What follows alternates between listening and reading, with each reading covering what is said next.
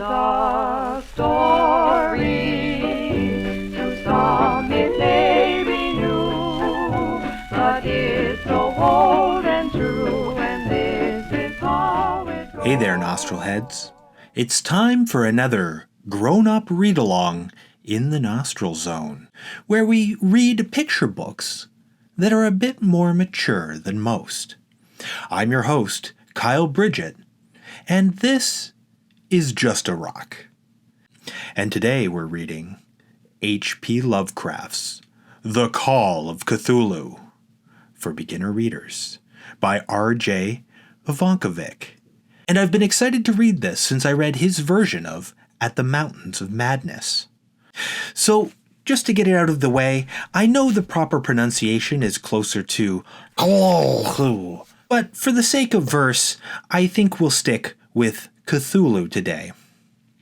For Howard, Theodore, Allison, and Maximilian. And just let me adjust the lighting here. There, that's better. 1. The Horror in Clay. The most merciful thing in the world, I believe, is humanity's failure to fully conceive of the cosmical horrors we've yet to reveal, and which up until now I have tried to conceal. Back in late 26, when my great-uncle died, I discovered the research he wanted to hide.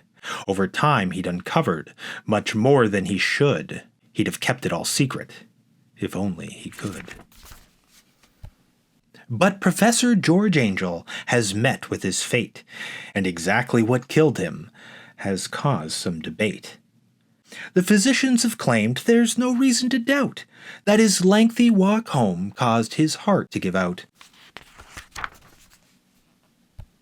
The more sinister truth, I have heard people say, he was shoved by a sailor who stood in his way. And my poor Uncle George, he was really too old to survive such a bump on a hill in the cold. Shortly after his death, on that hill by the sea, the professor's belongings were given to me. I was sorting through all of his research one day, when I found a monstrosity made out of clay. It was carved by a sculptor named Wilcox one night, when more sensitive folk endured horrible sights. The young sculptor was puzzled by what he had made, by the script and the creature his carving displayed. So he sought out an expert, who'd know what they meant, who'd explain his mad visions and where his mind went. It was fortune that brought him to Angel's front door. You see, Angel had seen such a creature before. The professor urged Wilcox to try and recall all the things he had dreamed of, no matter how small. When the sculptor then coughed up the sounds that he'd heard, Cthulhu fatagan, it confirmed something quite supernatural occurred. The professor requested a journal be kept, that the sculptor could update each night that he slept. And the dreamer recorded the things he had seen for the whole month of March with his nightly routine. But on April the 2nd, his diary stopped, when into unconsciousness Wilcox had dropped. I believed it was probably some kind of hoax, that my uncle fell victim to Wilcox's jokes. For a time I was willing to let it all pass, until later I read of Inspector Legrasse. 2. The Tale of Inspector Legrasse. When Legrasse met with experts who liked to explore, he presented a thing they had not seen before. He was looking for answers but got none at all, until Webb raised his hand at the back of the hall. He had seen something like it a long time ago. It was worshipped in Greenland by strange Eskimo.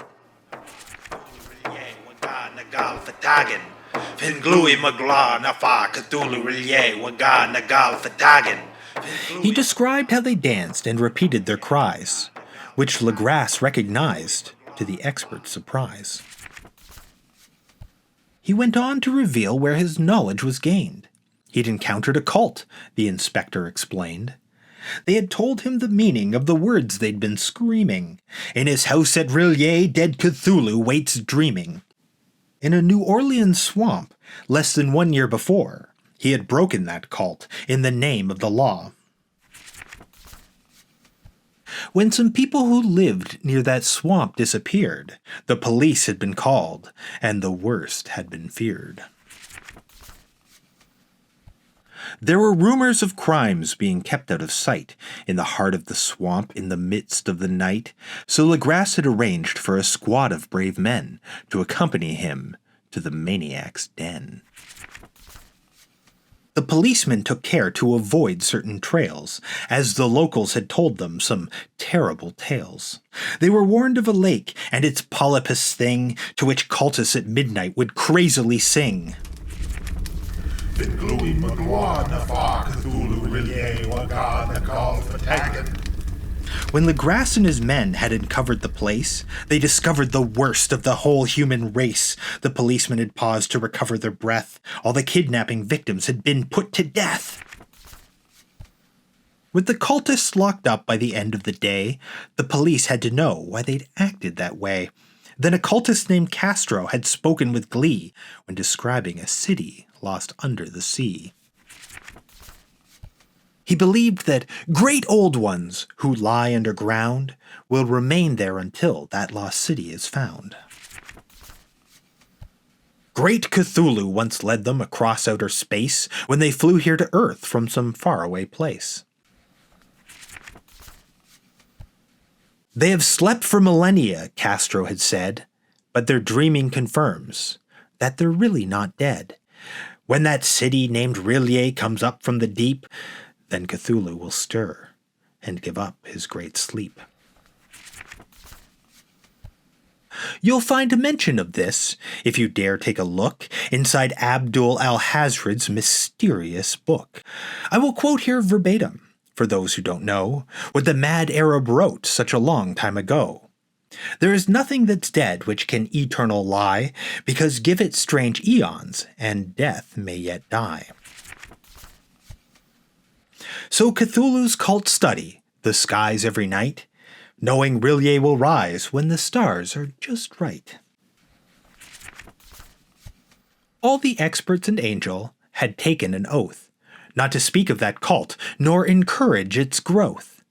With the mad implications of what they had heard, they would research in secret and not say a word. It was hard to believe all the things that I'd read. I still doubted a lot of what Wilcox had said. I had thought that perhaps the young sculptor had heard of that dark southern swamp and the crime that occurred. For my own peace of mind, I just had to be sure that it wasn't a prank, that it was something more. When I'd spoken to Wilcox, he'd made it quite clear that the Call of Cthulhu was something to fear. Then I went to see Castro, but Castro was dead, so I stopped in to see the inspector instead. When I spoke to Legrasse, I was lucky to find that he still had the cult in the back of his mind. I had started to think it would make my career if I published this stuff for the whole world to hear. I believed I could research and then write a book, but with no further leads, there was nowhere to look. So I packed up my notes and I put them aside. It was only much later. A clue was supplied. 3. The Madness from the Sea.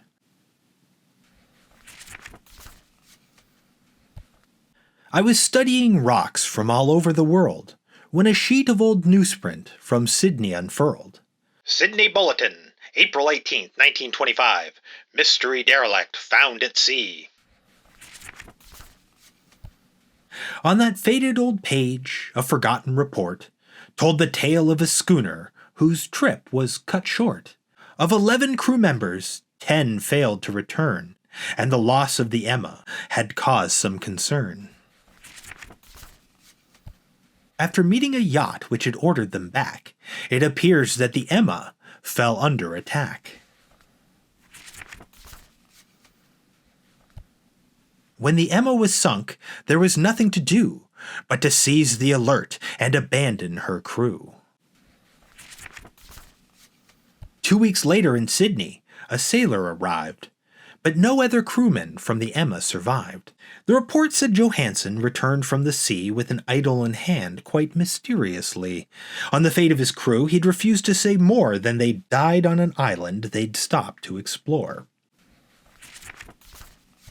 The events had occurred in the very same week that young Wilcox's nightmares had been at their peak. So I tracked down Johansen to hear what he'd say through New Zealand and Sydney and lastly Norway. When Mrs. Johansen had come to his door, she explained that he died just a few months before. He had never revealed what had happened at sea, so she took out his logbook and gave it to me. He had written in English to help spare his wife from the terrible knowledge that ruined his life. In that book he described the strange place he had seen, and I knew that Tourille, the sailor, had been. When the crew went ashore, they discovered a stair, so they climbed to the top just to see what was there. Then Johansen described how a door opened wide, and they heard something stir in the darkness inside. He recalled that they froze, and that nobody spoke, so intense was their fear, when Cthulhu awoke!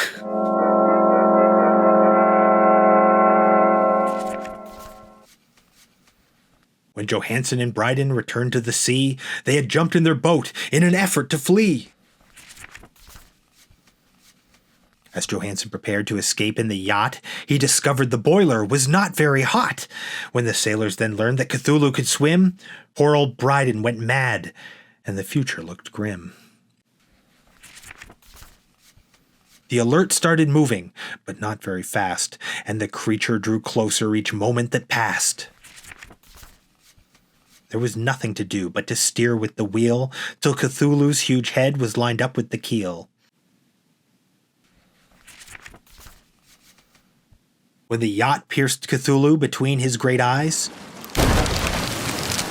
the Alert had survived, to Johansen's surprise. At the end of the logbook, I fearfully read that the monster was sighted, repairing his head. By the time they were rescued, poor Bryden had died, and Johansen was sitting, with eyes open wide. Then the rescue ship Vigilant sailed past the spot where the city once was, but by then it was not. I assumed that Cthulhu resumed his great sleep at the heart of his city, way down in the deep. I discovered the sender of Wilcox's dreams, and I'm certain there's more to the cult than it seems. But the knowledge is more than just one man can take, and in knowing, I fear that my mind will soon break. Now I've told you these things so that you'll understand why I'm sealing them up just as Angel had planned. Just remember the cultists are out there somewhere, keeping track of the secrets they don't want to share. Found among the papers of the late Francis Wayland Thurston of Boston. Well, that's the end of this spooky tale, but the book does have a preview for Dagon, which is another Lovecraft Seuss mashup by Ivankovic that I do own, actually, so stay tuned and maybe I'll read it in strange eons to come, Nostril Heads. But if you want to know what kind of unknowable secrets I've been up to, consider joining my Patreon. And, of course, hit like and subscribe on this video, and check out some of the other great programs here in the Nostril Zone. Well, that's my story for the day, so keep your nose clean. And maybe so.